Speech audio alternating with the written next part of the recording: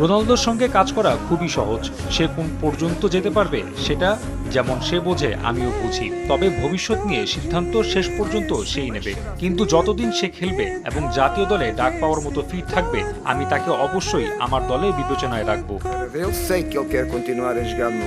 তবে শুধু রোনালদো নন, বিশ্বকাপে আশানুরূপ পারফর্ম করতে না পারলেও পুরো দল নিয়ে আত্মবিশ্বাসী জেসুস। বর্তমানে স্কোয়াডের অর্ধেকেরও বেশি খেলোয়াড় এর আগে তার অধীনে খেলেছেন, তাই দল গঠনে খুব বেশি সময় লাগবে না বলেই বিশ্বাস তার। লক্ষ্য একটাই, শিরোপা জেতা। আমি যেখানে যাই জিততেই যাই। এখানেও লক্ষ্য একটাই। আমার বয়স ৭১ হলেও নিজেকে ৫০ বছরের মতোই অনুভব করি। কঠিন চ্যালেঞ্জের জন্য আমি প্রস্তুত এবং আমি বিশ্বাস করি আমরা সফল হব।